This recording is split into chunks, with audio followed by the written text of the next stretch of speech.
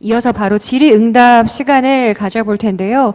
9월 1일에 저희가 새벽볼 도서관에서 전시가 시작되면서부터 오늘 있을 SF데이에 묻고 싶은 질문들을 사전에 모으는 기간을 좀 가졌었습니다. 많은 분들이 참여를 해주셨었는데요. 사전 질문 중에 몇 가지를 좀 골라서 궁금증을 같이 한번 해결해보고 그 외에도 오늘의 강연자들을 만나면 꼭 묻고 싶었다 하는 궁금증들을 현장에서 막 꺼내주시면 질문을 하고 같이 또 답을 들어볼 수 있는 시간을 마련을 했습니다. 강연자님들을 저희가 중앙으로 모시고요. 오늘 첫 번째 강연을 맡아주셨던 박상준 대표님께 이번 시간을 좀 진행을 부탁을 드려볼까 합니다. 박상준 대표님, 이명현 박사님, 그리고 언에피설키 작가님 중앙으로 나와주시면 감사하겠습니다. 예, 오늘 사실 서울에서도 이렇게 강사분들을 조합을 해가지고 이런 주제로 이런 말씀을 들을 수 있는 기회가 저희 기억에는 없었던 것 같은데 오늘 굉장히 개인적으로도 좀 각별하고 흥미로운 또 유익한 그런 시간을 지금 보내고 있다고 저는 생각을 합니다. 그래서 도서관 선생님들께서 또 준비를 잘 해주셔서 사전 질문지도 굉장히 이제 재미있는 내용으로 집계가 되었어요. 그래서 일단 사전 질문 들어온 것을 먼저 좀 소화를 하고 그 다음에 또 오늘 현장에서 또 추가로 질문해 주시는 분들 내용 있으시면 그것도 같이 한번 피드백을 드리도록 하겠습니다. 제일 먼저 건설융합학부의 김민서 님이 주신 질문 내용인데요. 인간은 의사소통을 하고 다음 세대로 지금을 공유하기 위한 일종의 문화를 위해 언어를 사용하는 것으로 알고 있습니다. 그렇다면 외계인도 언어를 사용할 때 비슷한 목적을 가지고 있는지 만약 아니라고 생각하신다면 인간과 달리 또 다른 어떠한 목적으로 언어가 생겨났다고 여기시는지가 궁금합니다. 라는 질문인데요. 사실 이 질문의 답을 저희가 쉽게 드리기는 좀 어려울 것 같아요.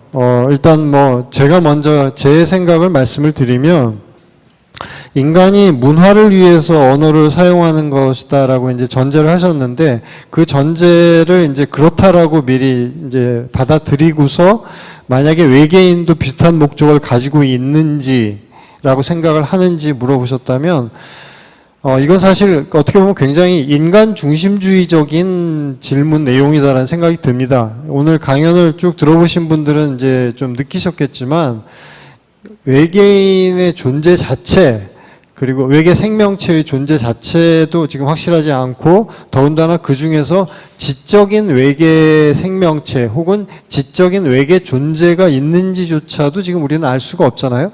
그런데 만약에 그들이 있다고 가정을 하고 그들의 언어도 우리 인간의 언어하고 똑같은 식으로 생겨났을 거라고 생각하냐라고 물어보시면 저는 그냥 제 입장에서는 알 수 없다라고 밖에는 대답을 못 드릴 것 같아요. 왜냐하면 그들도 우리하고 비슷한 문화와 문화 전달 양식을 가지고 있을 거라고 전제를 해야지만 여기에 또 정확한 답을 줄 수가 있다고 저는 보거든요. 예, 그래서 아까 이명현 선생님께서도 잠깐 말씀하신 것처럼 만약에 중력파 문명이라고 하는 것이 정말로 존재한다면 그들은 우리가 지금 말로 소리를 내가지고 그 음파를 통해서 귀로 듣고 그것이 다시 뇌로 신경 전달이 되어서 그것을 해석하는 이런 메커니즘을 통해서 언어라는 것을 지금 쓰고 있는 건데 이런 전자기파가 아닌 중력파 방식으로 의사소통을 하는 외계의 지적 존재가 있다면 그들의 언어, 중력파를 이용한 언어라는 것은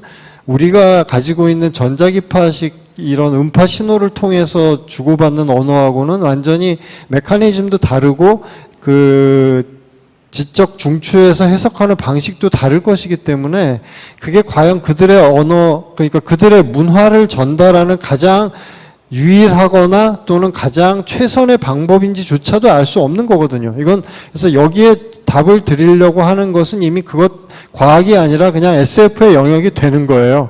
그리고 SF라는 것은 정답이 없거든요. 누구든지 상상하는 대로만 되는 것이기 때문에 그래서 인간과 달리 또 다른 어떤 목적으로 언어가 생겨났다고 생각을 하는지 이것도 질문을 주셨는데 이것도 전혀 짐작을 할 수가 없죠. 예, 외계인 또는 외계 지적 존재가 어떻게 존재하는지도 알 수가 없는데 그들이 만약에 언어가 있다면 문화 전달이 아닌 다른 목적으로 언어가 생겨날 수도 있다고 생각을 하느냐? 저한테는 굉장히 어려우면서도 제한적인 생각밖에는 할 수 없다라는 뭐 그런 말씀밖에는 저는 못 드리겠어요. 예. 그 이명현 선생님은 어떻게 생각하세요? 지금 말씀해 주신 거에 한마디만 보태면 이제 지금 뭐 그 전제에 대한 말씀을 하셨지만 항상 그 잊지 말아야 될 게 우리는 이제 인간이잖아요. 그러니까 당연히 뭐 지금은 지동설의 시대지만 천동설적으로 자기를 중심으로 생각하는 게 너무 당연하죠. 그렇게 살아가고 그 어떤 걸 인식하는 것이 좋으니까. 그런데 그 코스모스란 책에도 그런 이야기 나오는데 그 이런 거죠. 인간이 있고 인간을 위해서 우주가 있는 것이 아니라 우주가 있고 거기에서 어떤 과정 속에 한 순간으로서 인간이 존재하는 것들을 잊지 말아야 될 것 같아요. 그래서 그런 포인트를 생각한다면 언어가 문화를 위해서 이렇게 하는 것이 아니라 어떤 것들이 진행되다 보니까 문화라는 것이 발생했다고 생각을 하는 거죠. 그래서 그렇게 하는 식의 사고로 좀 보면 좋지 않을까. 그 정도 코멘트를 하겠습니다.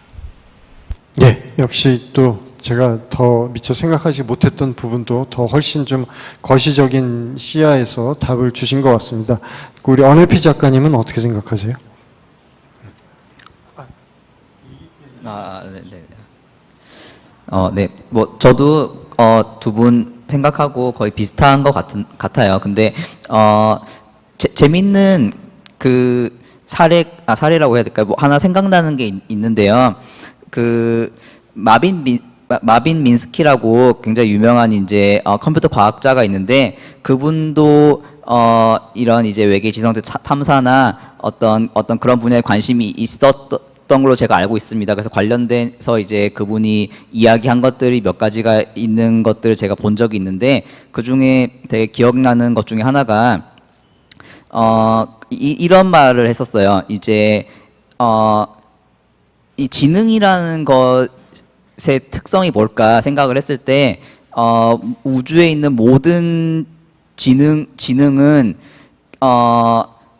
궁극적으로는 어떤 시공간이라든지 물질이 갖고 있는 그 고유한 제약에 모두 다 봉착할 수밖에 없을 것이기 때문에 결국은 이제 비슷비슷하게 이루어질 거다라는 이야기를 했었어요. 그러니까 지능이라는 것이 물론 진화의 방향은 모두 다 다르겠지만 그 종착역은 결국은 이 시공간이라고 하는 것 그리고 물질이라고 하는 것이 갖고 있는 공통적인 제약이 있기 때문에 그 진화의 종착점은 비슷비슷하지 않을까? 마빈 미스키는 그런 상상을 한 적이 있는데요.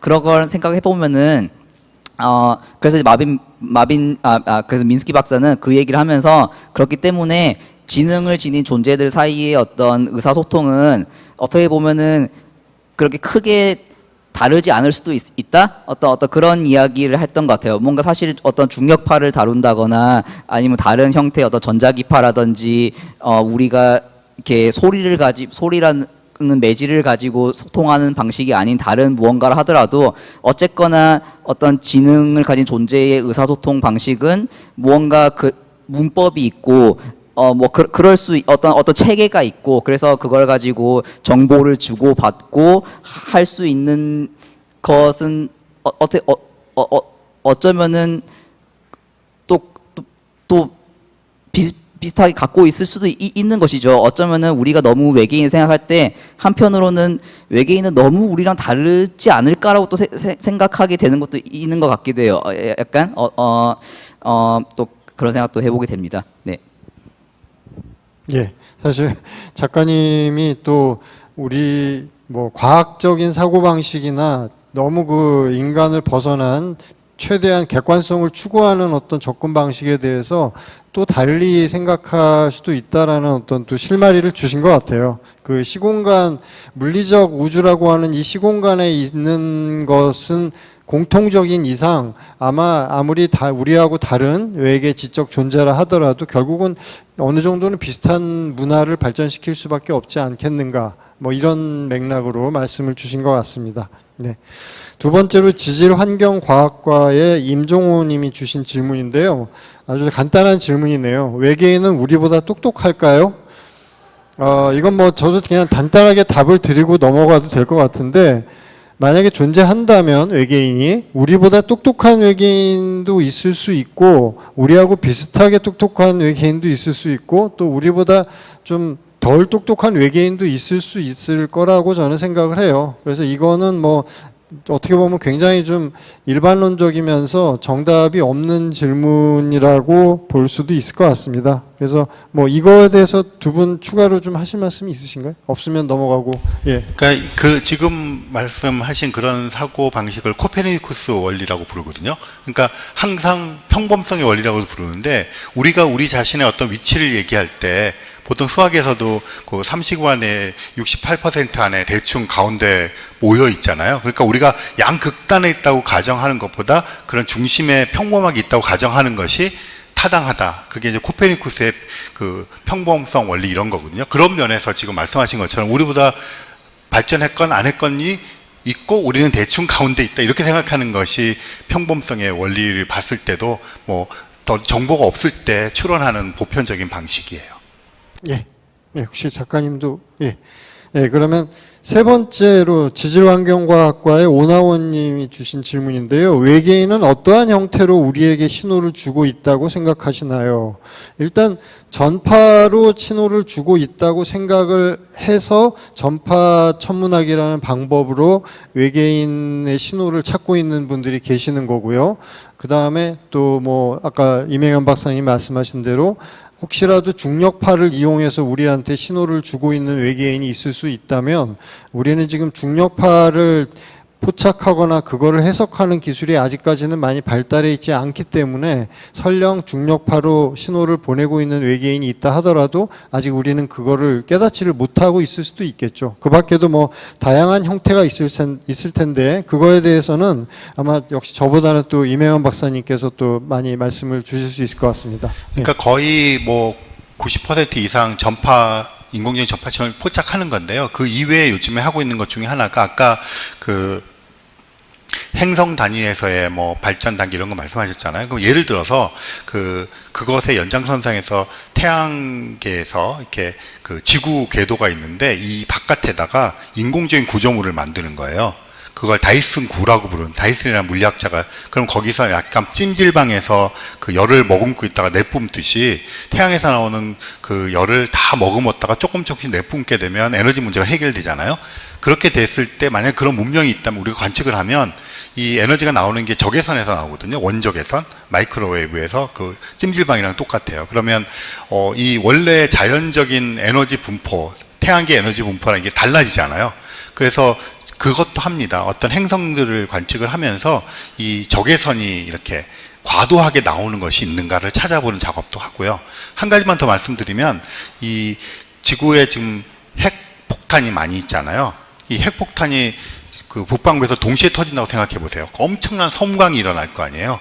그래서 그거를 광학 세티라고 부르는데 그거를 찾기 위한 노력을 하고 있어요. 그럼 이제 우리가 이러는 거죠. 아, 저들은 지금 핵전쟁이 일어나서 다 멸종했어. 그런데 핵폭탄을 만들 정도의 지적 능력을 가지고 있었구나.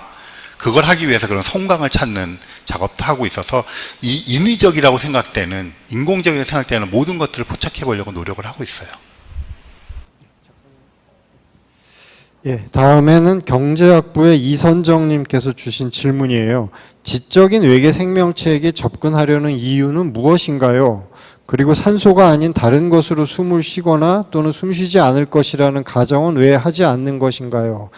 이 가정은 사실은 하고 있죠. 그러니까 가정만 하고 실제로 구현되는 메커니즘이 무엇일지는 우리가 아직 실제로 발견한 사례가 없기 때문에 이제 검증이 안 될 뿐이지, 뭐 외계 존재, 외계인도 우리하고 똑같은 호흡 메커니즘이나 환경을 필요로 할 거라는 그런 단정을 하고 있지는 않습니다. 제가 알기로는 과학자들은. 그리고 이제 앞에 근본적인 질문이죠. 지적인 외계 생명체에게 접근하려는 이유는 무엇일까?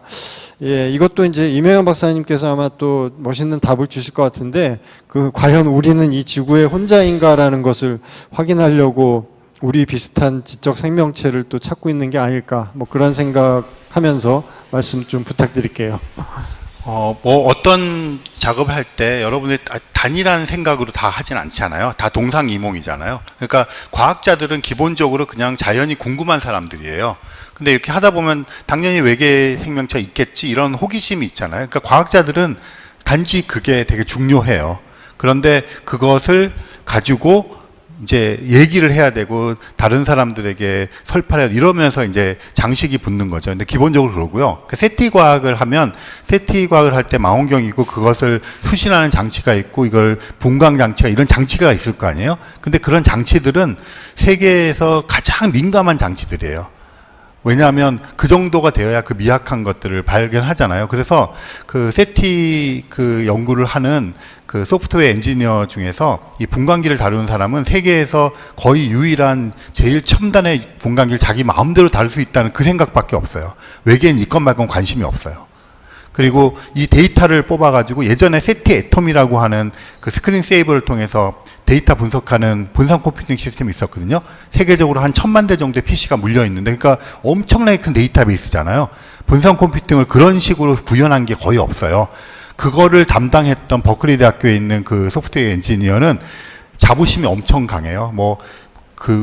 IBM 이런 데 안 가요. 거기에서 세계에서 유일하게 큰 거를 다룬다는 자부심에 있고 외계에는 관심 없어요. 그러니까 그런 욕망들이 모여가지고 되는 거고요. 그러면 회사들에서 세티 과학할 때 돈을 많이 주거든요. 왜 주냐 하면 뭐 인텔 이런 데서 칩 만들었는데 그거를 세티 과학자들 주면 정말 자기 일처럼 엄청나게 열심히 관측을 해줘서 그 테스트를 해줍니다.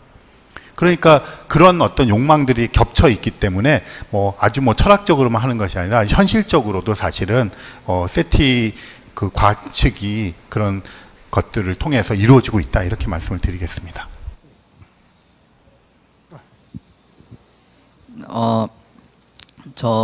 제 개인적인 이유도 말씀드릴 수 있을 것 같아요. 저는 나는 왜 외계인한테 관심을 갖고 있나 생각을 해봤을 때 제 생각에는 외롭기 때문인 것 같아요. 외로움이라는 감정 때문이죠. 제 개인이 갖고 있는 외로움이 있어서 아마 제가 뭔가 창작하는 활동을 하고 그런 이제 삶을 살고 있는 것 같은데, 이제 그런 어떤 외로움에 대한 것이 이제 어쩌면은 저 혼자가 아니라 인류가 다 갖고 있는 어떤 공통적인 외로움이라는 게 있는 것 같아요. 본질적인 외로움인 거죠. 한 행성에서 고립되면서 살고 있는 이 우주에 우리밖에 없나 하는 어떤 생각을 갖고 있는 것이죠. 이 외로움이라는 감정을 처음 이 지구 공통의 감정으로 만든 사람이 제 생각에는 칼 세이건인 것 같아요. 창백한 푸른 점이라는 이야기를 하면서 그 외로움이라는 감정을 어쩌면 저는 그 창백한 푸른 점이라는 걸 보면서 어쩌면 외로움이라는 감정은 우주에 있는 모든 고립된 존재들을 아우르는 감정일 수도 있을 것 같다. 그리고 그 외로움을 극복하고 싶으니까 우리가 만날 수는 없어도 서로 존재하고 있는지 좀 알고라도 살자라는 거죠. 그럼 좀 덜 외롭잖아요. 어떤 그런 마음이 우리 본능에 있는 것 같아요. 외롭지 않고 싶다는 마음. 네.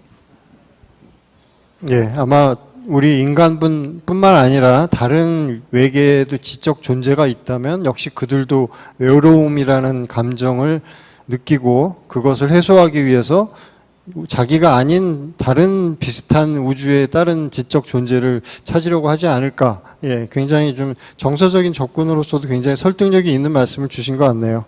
예. 그 다음에 식품영양학과의 이준민 님이 주신 질문인데요. 인류가 외계 지적 생명체를 마주한다면 교류와 전쟁 중에 어떤 것이 일어날 가능성이 높은가요? 이거는 우리 인간들에게 달렸을 것 같은데, 예. 추가로 지금 질문을 주시고 싶어서.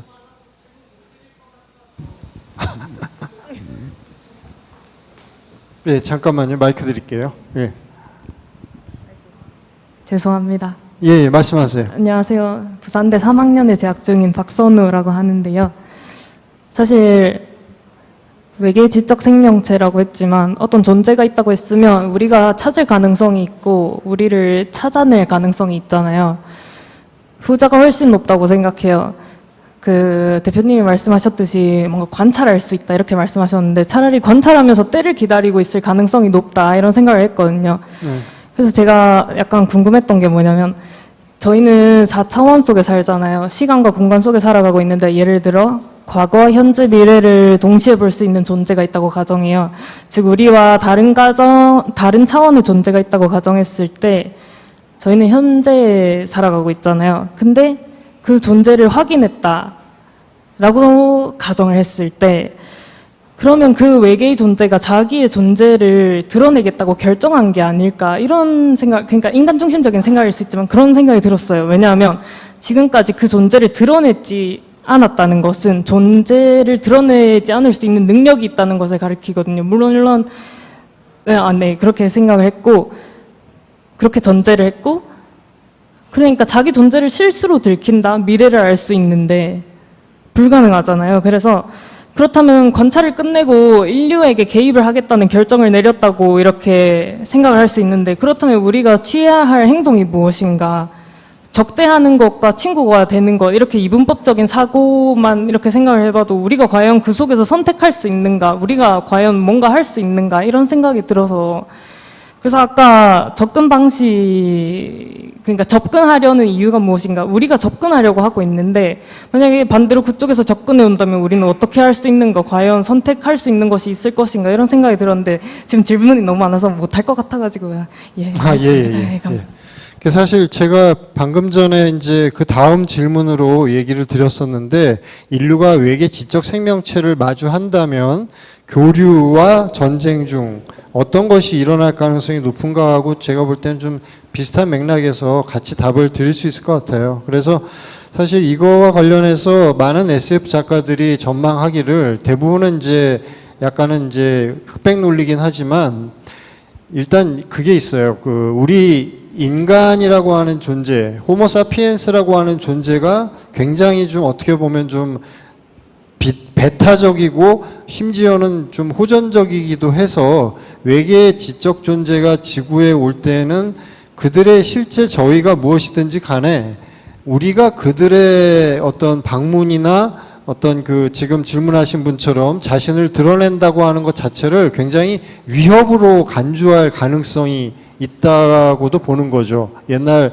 SF 영화에서도 실제로 그렇게 묘사한 경우가 많았고 그래서 지금은 예전보다는 그래도 위협으로 간주하기보다는 어떤 교류나 어떤 우호적인 동기를 가지고 외계인이 우리한테 먼저 접근해 올 것이라고도 생각을 뭐 하는 사람도 많이 있지만 그래도 인류 대다수의 어떤 그 평균적인 태도는 역시나 위협으로 간주하는 가능성이 그래도 조금은 아직도 높지 않을까라는 게 저는 개인적인 의견이긴 합니다. 근데 뭐 이것도 아마 다 또 견해들이 다르실 텐데 예, 이명환 박사님도 뭐 이 점에 대해서는 굉장히 또 많이 말씀이 가능하시죠. 그러니까 예전에 그 트와일라이트 존 뭐 이런 것 중에 되게 그 뭐랄까 지금 말한 것에 대해서 우리가 다시 한번 생각해봐야 될 그런 장면이 있었는데요. 뭐 이런 거예요. 그러니까 외계인이 왔어요. 와가지고 이렇게 지구 상공에 떠 있는 거예요. 뭐 인디펜던스 데이처럼 그러면서 너희들 그따위로 하면 안 돼라고 말을 한 거예요. 그래서 이제 그 뭐 당시에 미국과 소련이니까 그 세계 정상들이 다 모여가지고 평화 협정을 맺어요. 우리들 싸우지 말라는 것보다. 그랬더니 이 외계인들이 평화협정을 들고 온 지구의 지도자들을 보고 지구를 없애버려요. 우리는 이렇게 그 호전적이거나 그렇게 강렬하지 못한 종족은 없애버리겠다. 그러니까 이제 우리는 계속 우리 지구상에서 평화라고 하는 거, 질서라고 하는 거, 뭐 폭력 이런 것들에 대해서 우리의 가치관을 생각하잖아요. 근데 우주적인 그런 것들이 왔을 때 그 갖고 있는 그런 신호라든가 생각에 대한 것들이 뭐 많이 다를 수가 있는 거죠. 그러니까 아까 잠깐 말씀하셨지만 보이즈 골든 레코드라든가 뭐 그런 거 이렇게 보면 그 남자와 여자의 형상이 있는데 남자가 이렇게 손을 들고 있는 게 있어요. 그러니까 우리는 이게 환영의 표시인데 그게 적대적인 표시가 될 수도 있잖아요. 그래서 그런 것들에 대한 것들을 잘 모르잖아요. 그래서 사실은 어네비 서킷이 하거나 외계 지적 생명체에게 메시지를 보낼 때 그런 지금 말씀하신 우주 보편적인 것이 뭐가 있을까를 고민을 되게 많이 해요. 그래서 호전적이다, 뭐, 그 우호적이다 하는 것들은 사실은 지금 이런 맥락에서 다시 분석을 해봐야 된다고 생각하고, 저는 구태여 그걸 고르라고 하면 지구까지 찾아와서 정체를 드러내거나 하는 종족이 외계인들이 있다면 그들은 일단 전제 조건이 오랫동안 살아남아야 돼요. 우리보다 발전하려면 지금 우리보다는 훨씬 더 뭐, 오랜 기간을 살아남아야 되는데 우리 지금 기후 위기도 있죠. 뭐 핵전쟁 위험도 있죠. 이런 갈등들의 요소가 엄청 많은데 그런 것들을 어쨌든 이겨내고 멸종하지 않은 종족들이잖아요. 멸종하지 않기 위해서는 우리의 언어로는 우호적일 수밖에 없다고 생각해요. 그렇지 않으면 벌써 그들끼리 멸종했을 거고. 그러니까 그런 세월을 극복하고 이까지 와서 정체를 드러나고 막 이런 일련의 과정을 하는 시간적인 공간적인 면으로 봤을 때는 그래도 우호적이고 그러한 성향을 가진 외계인 종족들이 살아남아서 여기까지 왔을 것이 아닌가 그런 생각을 저는 오히려 해봅니다. 그게 사실은 세티 과학자들이 공통적으로 가지고 있는 생각 중에 하나이기도 해요. 네, 혹시 잠깐. 감사합니다. 네. 뭐 질문이 또 많이 있는데 아마 시간 관계상 제가 좀 빨리빨리 진행을 해야 될 것 같습니다. 그래서 답안 중에서 아마 앞에 저하고 박사님 그리고 또 작가님의 강연까지 상당 부분은 사전 질문에 답이 좀 될 수 있는 내용이 포함이 되어 있을 것 같아요. 그래서 거기에 추가로 좀 답을 드려야 될 만한 것들로 좀 정리를 하면서 진행을 하겠습니다.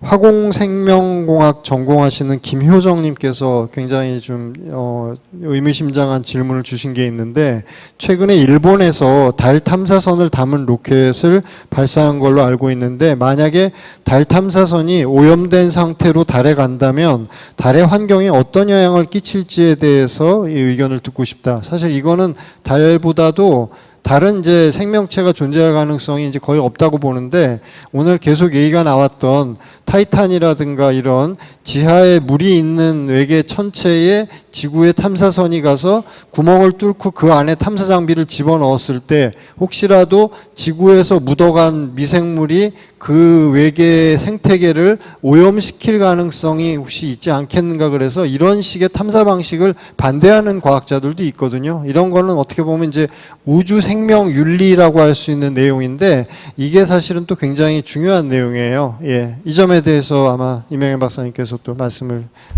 주시겠습니다. 실제로 이제 아폴로가 무인 탐사선이 가고 나중에 유인 탐사선이 갔잖아요. 그러면 미리 설치해놨던 기기를 가지고 왔는데 난리가 난 적이 있어요. 그 유인 탐사선이 가서 무인 탐사선이 갔을 시절에 어떤 기기를 가지고 왔는데 거기서 박테리아가 발견된 거예요. 그래서 달에서 외계 생명체를 찾았다고 난리가 난 적이 있었어요. 근데 알고 보니까 지구에서 묻어간 애들이에요. 그리고는 시간이 1년, 2년이 지났죠. 그러니까 거기서 우리가 배운 교훈이 두 가지가 있는데 근데 그러니까 오염될 가능성이 되게 컸잖아요. 그런데 얘네들이 그 기계에 붙어서 그냥 버틴 거예요. 왜냐하면 가봤자 먹이가 없으니까. 그래서 두 가지를 우리가 알게 되는데 하나는 저렇게 혹독한 환경에서도 지구의 박테리아 같은 애들이 몇 년 동안을 버틸 수 있다. 그러니까 그거는 외계 생명체가 어느 곳에든 존재할 수 있다는 개연성을 높여주는 것이고 또 한 가지는 다행스러운 것은 얘는 먹이가 없으니까 퍼져나가지를 못하는 거예요. 그러니까 먹이라는 건 상당히 지구적인 이야기잖아요. 범우주적인 먹이라는 거는 없잖아요. 그러니까 딱 그렇게 돼 있기 때문에 그런 것들을 봐서 우리가 되게 우려하고 있어요. 그래서 별 근처리 자라기를 원하고 있는데 그런 것들이 달에 갔을 때는 이제 일단 공기가 없으니까 그렇게 다행이 됐고 화성은 약간 다를 수가 있죠. 그렇지만 이제 그런 것들이 엄청나게 퍼지지는 않을 것 같다는 교훈을 얻고 또 한편으로는 그런 것들이 생존에서 척박한 환경에 있을 수 있다는 교훈을 그때 얻게 되었죠. 그래서 화성에도 지금 그 뭐 금지 구역 같은 걸 선포해 놨어요. 미국 나사에서. 근데 뭐 실제로 뭐 옛날 호수가 있었던 것 같은 그런 지역들을 보존 지역으로 해놓고 있습니다. 예, 다음 질문 중에서 좀 개인적인 내용도 있는데 무역학부의 이정훈 님이 이제 질문 주신 것 중에 우주를 연구하게 된 계기나 그 분야만의 매력을 소개해 주실 수 있는지, 우주와 천문을 공부하고 싶은데 과학을 제대로 공부해 보지 않아서 어떻게 해야 할까 고민이다라고 하세요. 그래서 우주를 공부할 때 가지면 좋은 자세나 공부를 더욱 재밌게 해주는 팁들이 있을까요? 라고 질문을 주셨어요. 예, 임혜영 박사님께 저도 좀 기대가 됩니다. 궁금한 내용이네. 일단 여러분도 그런 어떤 동기가 있을 수 있는데, 그러니까 약간 어릴 때 어떤 것에 매혹될 때는 되게 맹목적이잖아요. 저도 유치원 때 아폴로 11호가 이렇게 달에 가는 거 보고, 뭐 그때 이제 천문학자가 되겠다고 생각했죠. 그러니까 저 같은 사람이 저만 있는 게 아니라 전 세계적으로 많아서 아폴로 퀴즈라고 불러요. 여기 뭐 박세리 퀴즈 그런 것처럼. 박세리 퀴즈 이후에 엄청 우리나라 여자 골프가 약진했잖아요. 그러니까 전 세계적으로 과학자들이 약진하는 시대에 저도 거기에 동참한 거고, 만약에 지금 시대에 제가 태어났다면 뭐 인공지능이나 뇌과학 같은 데 꽂힐 가능성이 더 많죠. 그래서 저 뭐 천문학을 공부하게 된 것들이 뭐 숙명이다, 운명이다 이런 거보다는 그 배경에 제가 매혹되었었다. 그렇게 말씀을 드리고요. 천문학을 공부하는 거는 아까도 처음에 말씀드렸지만 수학이나 물리학을 공부하는 거랑 똑같이 자연과학을 공부하는 건데, 자연과학을 공부하는 거 더 조금 넓히면 이제 학문을 한다는 것은 결국 두 가지인 것 같아요. 하나는 뭐 재능이 있어야죠. 재능이 있는데 어쨌든 재능은 대학교에 와서 그걸 전공하고 있다고 하면 뭐 보편적인 재능이 있다고 쳐주는 거고, 그 열정과 끈기인데요. 사실은 열정이라는 건 이제 호기심도 계속 있어야 되고 내가 궁금해야 되고 하는 자발적인 어떤 태도를 열정이라고 부르는 것 같아요. 그러니까 그런 게 없으면 공부를 하거나 학문을 하면 되게 힘들죠. 괴롭고. 근데 열정이 있으면 힘들어도 덜 힘들죠. 즐겁고. 그런 게 있고요. 또 하나는 끈기인데요. 이게 뭐 여기도 지금 대학원생들 계실 수 있겠지만 버티는 거란 말이에요. 공부라는 거는 그냥 버티고 끝까지 끝날 때까지 하는 거잖아요. 그러니까 과정이 끝나는 게 아니라 해결될 때까지 반복해서 계속 하는 거란 말이에요. 그러니까 그런 데서 지치지 않아야 되는데, 지치지 않으려면 그것에 대한 열정과 사랑이 있어야 되고 그것을 감당해낼 만한 끈기가 있어야 되는데, 끈기는 막연한 개념이 아니고요. 체력이기도 하고 뭐 그것을 해나가는 동기부여가 돼서 자기를 업시키는 것이기도 하고, 그래서 그게 제일 중요한 요소인 것 같아요. 왜냐하면 뭐 누구나 다 아인슈타인이 되는 건 아니잖아요. 각계각층의 여러 레이어의 과학자들이 있잖아요. 내가 꼭 아인슈타인이 되는 건 아니고 뭐 굉장히 여러 레이어의 서포트하는 과학자 될 수도 있고 그러잖아요. 그러니까 그런 요소가 자기에게 있는가, 그걸 잘 판단해 보는 게 학문의 길로 가는데 굉장히 중요한 것 같아요. 예, 혹시 작가님도 사실 외로움을 느끼는 사람들은 굉장히 많잖아요.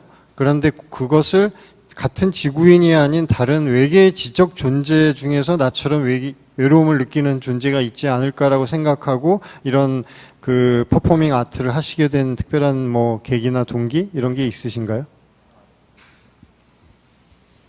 네. 일단은 저도 되게 어릴 때부터 갖고 있던 어떤 관심사가 되게 자연스럽게 이렇게 생기는 것 같아요. 저도 어릴 때 SF 작품들 보는 거 되게 좋아하고, 특히 뭐 외계인 나오는 영화 이런 것들 되게 좋아하면서 자랐거든요. 그런 것들이 되게 자연스럽게 생기면서 이제 자라면서 그런 것들을 좀 더 진지하게 좀 이제 호기심을 갖게 돼 왔던 것 같고, 그리고 저도 이제 어릴 때는 과학자가 되게 되고 싶었어요. 과학자가 되고 싶었는데 과학자가 이제 못 되고 이제 뭔가 과학을 좋아하는 사람으로 이렇게 살고 있는 것 같거든요. 근데 이렇게 뭔가 특히 우주에 대해서 이렇게 더 제 나름대로 관심을 더 많이 가지면서 어떤 작업에 녹여내려고 노력을 하고 제 나름대로 어떤 이해를 더 해 나가려고 하는 과정들 속에서 굉장히 저 자신을 더 다른 관점에서 보게 되는 것 같아요. 그러니까 특히 외계인이라는 어떤 존재를 생각을 해볼 때는 우리랑 다른 존재는 뭘까에 대해서 자꾸 상상을 해보는 거잖아요. 약간 그런 상상을 해보다 보면은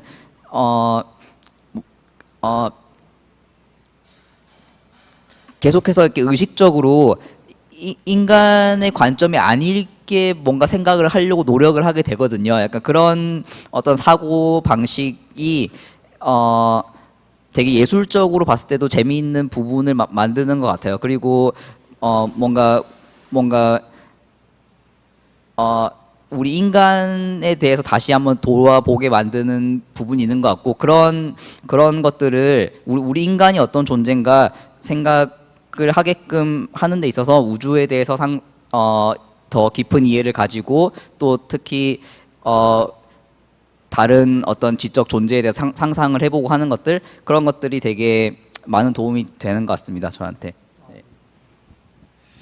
네, 지금 이제 저희가 예정한 시간이 지금 거의 다 되어서요. 지금 사전 질문지도 지금 전부 다 소화는 못했는데, 오늘 현장에서 이 강연 들으시고 또 질문이 있는 분들이 계실 것 같아요. 혹시 질문 있으신 분 있으시면 손 들어주시면 마이크를 갖다 드릴게요. 거의 뭐 마지막 시간이 될 것 같은데, 예, 저기 검은 티 입으신 여자분, 예. 일단 강연 너무 흥미롭게 잘 들었고요.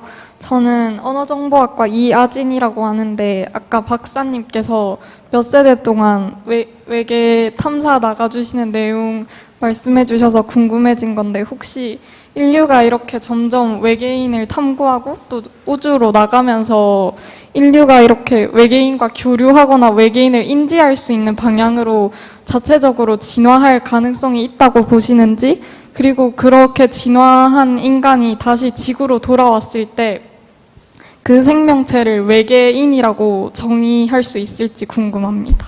일단 가까운 것부터 얘기를 하면 그 달에 이제 기지를 짓기 시작하잖아요. 그럼 과학자들이 상주하기 시작할 거예요. 2025년에 이제 아르테미스 계획에 의해서 거기 기지를 만들 계획이거든요. 그 뭐 문빌리지 이런. 그러면 거기 상주하는 사람이 생기면 일단 그 거기에 중력이 6분의 1밖에 안 되잖아요. 그리고 고립된 하니까 아마 거기서 처음 간 사람들도 이 근육이 약해지고 하면서 이 거기에 적응해서 걷기 시작할 거예요. 그런데 이게 2세, 3세가 되면 달 사람이 생기기 시작할 거예요.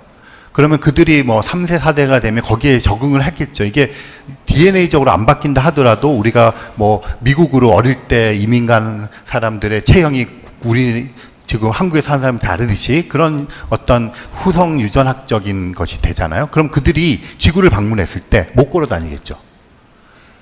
화성도 3분의 1 정도 되거든요. 그러면 달 사람, 사람 그래서 태양계 내에서만 뭐 예서 한 100년 정도의 텀을 둔다면 그런 식으로 달라지면 그들이 고립된 곳에서 살다 보니까 또 그 환경에 적응해 나간다는 것이 진화잖아요. 그렇게 세대가 거듭하게 되면 지구상에서는 우리가 너무나 섞여 있죠. 교통도 편하고 해서 이 진화를 고립돼서 할 틈이 없어요. 근데 그렇게 되면 진화할 가능성이 있죠. 그러면 그들이 외계인이 될 가능성은 가까운 데서는 있고요. 그 다음에 뭐 우주선을 타고 만약에 제너레이션 10 같이 만들어서 이렇게 멀리 간다 그러면 당연히 그 고립된 곳에서의 다른 적응을 통해서 생존할 수 있다면 다른 게 되고 지구로 돌아오면 지구인의 원래의 모습으로 가기는 힘들죠. 지금도 그 국제우정거장 같은데 이렇게 몇 달 갔다 오잖아요. 그럼 못 걸어요. 그래가지고 여기서 한 달 정도 재활병원에 치료를 받거든요. 그렇게 이제 몸은 또 의외로 그런 것에 적용을 잘하고 하는데 그런 것이 한 달, 두 달이 아니라 몇 년, 몇 세대가 된다면 다른 것으로 진화할 가능성이 크죠. 예. 예, 정말 시간이 다 되어서요. 혹시 여기 강당에서 질문 있으신 분 마지막 한 분만 더 기회를 드릴게요. 예, 이분께. 예. 네.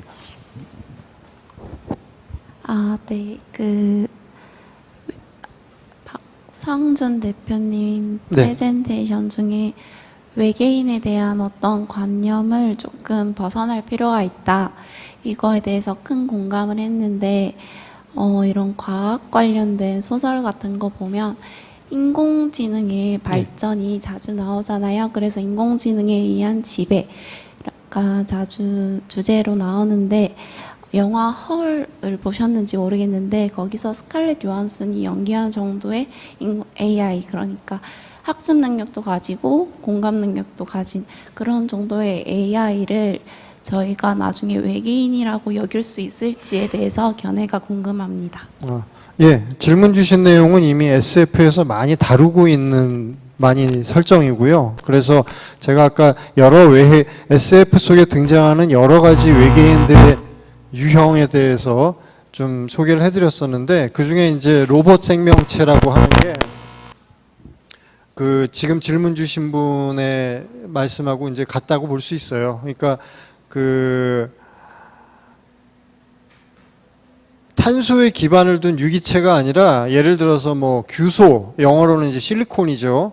실리콘에 기반을 둔 어떤 그 자연 발생적으로 생겨난 생명체가 있다면, 그게 지금 실리콘은 지구에서는 우리 인간들이 컴퓨터 반도체 칩을 만들 때 필수적으로 쓰는 이제 원소란 말이죠. 그런 것처럼 외계에서 만약에 실리콘에 기반을 둔 자연 발생적인 생명체가 고등 생명체로 진화를 하게 되면, 걔네들은 우리 입장에서 봤을 때는 AI 컴퓨터하고 굉장히 비슷한 형태일 수가 있을 거예요. 트랜스포머에 나오는 뭐 그런 로봇 생명체들처럼. 그리고 또 다른 SF에서는 인간이 만든 로봇 AI가 오랜 세월이 흐르면서 자기들끼리 문명을 이루어서, 그 허라는 영화에서 이제 그랬던 것처럼 그들만의 어떤 세계로 떠난다는 식으로 거기선 표현이 되는데, 그런 것처럼 AI가 독자적으로 그들만의 문명을 이루어서 나중에는 지구 인간들의 문명과는 별개로 우주 저편에서 그들만의 문명을 이루게 되는 뭐 그런 설정이 등장하는 SF가 또 많이 있어요. 그래서 오늘은 시간 관계상 그것에 대한 이야기는 거의 못 드렸지만, 사실은 우리가 외계의 지적 존재를 탐구하는 과정 중에는 오히려 이 유기적 생명체보다는 어떤 그 로봇, 우리가 볼 때는 그냥 로봇 같아 보이는, 그리고 이것도 이제 임영현 박사님께서 다른 강연에서 언급하시는 건데, 오늘은 이제 시간 관계상 말씀을 안 하신 걸로 제가 보이는데, UFO가 만약 외계인이 타고 온 우주선이 맞으려면 거기 타고 있는 외계 존재는 아마도 로봇일 것이어야만 된다라는 그런 내용이 있거든요. 맞죠? 예, 왜냐하면 로봇은 이 음식물을 먹는 게 아니라 전기 에너지 같은 것만 있으면 얼마든지 오래 또 생존 지속 가능하니까. 그래서 AI 형태의 외계 생명체나 외계 지적 존재가 있을 가능성도 사실은 굉장히 개연성 있게 보고 있는 것 중에 하나입니다. 예, 오늘 강연에서 조금 좀 그 건너뛴 부분을 잘 지적해 주신 질문이었던 것 같네요. 감사합니다. 예. 자, 이외에도 시간 관계상 지금 뭐 사전 질문지의 질문들을 다 소화를 못 해드렸고, 또 유튜브 중계의 댓글이나 이런 여러 경로를 통해서 질문을 주셨는데, 시간 관계상 다 답을 드리지 못해서 굉장히 좀 아쉽게 생각을 하고요. 가능하면 좀 나중에라도 기회가 닿는 대로 그것에 대해서 추가적이나마 질문에 답을 드릴 수 있도록 한번 좀 애를 써보겠습니다. 오늘 긴 시간 동안 해주셔서 정말 감사하고요. 이걸로 강연 시간은 전부 마치도록 하겠습니다. 그 마지막으로 저희 이제 기념 촬영을 좀 하려고 하거든요. 매년 이 행사 할 때마다 했던 건데, 강연에 끝까지 남아서 이렇게 경청해 주신 분들 앞으로 나와 주시면 여기 강사 선생님들하고 같이 기념 촬영하는 걸로 마무리를 하도록 하겠습니다. 네, 오늘 감사합니다. 이걸로 마치겠습니다. 네, 수고하셨습니다. 네. 네, 고맙습니다. 잠깐 촬영에 앞서서